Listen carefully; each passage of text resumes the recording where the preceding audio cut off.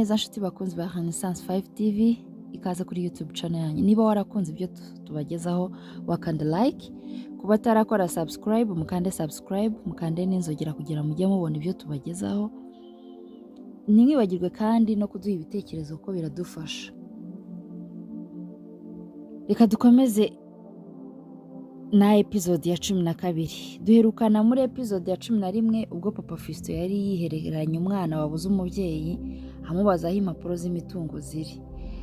Ese yaba yarazihawe? Reka dukomeze na episode ya 12.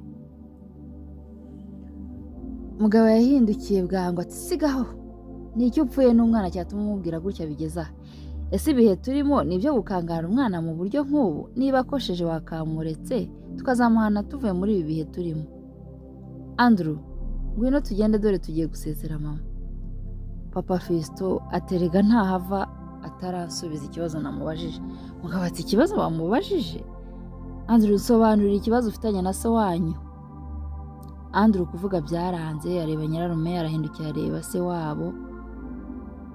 Mugabo ati humura nguteze yombi, mbwira ntacyo ngutwara. Udukosa tw'abana turasanzwe. Mbwira. Andrew yabwiye nyirarume byose ntacyo asize. Mugabo yarumiwe, yifata ku munwa mu gahinda kenshi kuzuye uburakari n'umujinya w'umuranduranzuzi.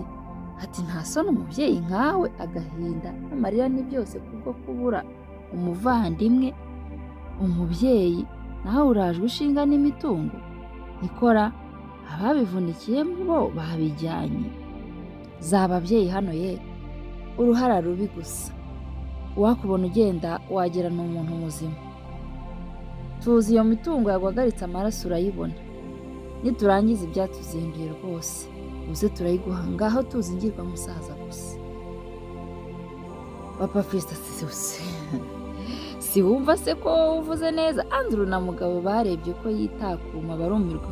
Basanze abandi aho bari igikorwa cyo gusezera kirakomeye. Bajya gushyingura umubyeyi wabo. Mugabo afata ijambo muhagarariye umuryango aterura agira ati amahoro kuri mwese mwaje kwifatanya natwe guherekeza umubyeyi wacu, ari nawe twari dusigaranye. Mu by'ukuri umubyeyi wacu yakoze impanuka ajyanwa kwa muganga, nubwo tutagize amahirwe yo kumuramira ubuzima bwe ahita yitaba Imana. Yatabarutse asize abana babiri, Andrew na gashiki ke Emma. Nibo bana yari afite, akaba yari mushiki wanjye nakurikiraga. Ni nawe muvandimwe nari nsigaranye wenyine. Yari umubyeyi akaba n'umuvandimwe. Mwese mwakoze kuza kutuba hafi. Mugabo yamaze kuvuga ijambo ry'umuryango. Papa Fiston ati nanjye mfite icyo kuvuga. Uyu yari umugore wacu kuko umutware we yari mwene mama, niwe wangwaga mu ntege. Mwavuze byinshi kuri uyu mubyeyi watashye, yari imfura pe. Gusa ikibazo mfite uko mutavuze uwo yasigiye imitungo. Buri wese yari uraho yaguye mu kantu. Barumiwe wakomeza ati ko mudatanga amafaranga yabuje, abana barabaho bate? Reba nka Yohani yatanze inoti ya 500 nkirabuheri gusa. Hari umunsi nyakwigendera atagusomyaga ku mutobe iyo yabaga ari kwenga cyangwa iyo yabaga ari kubetura.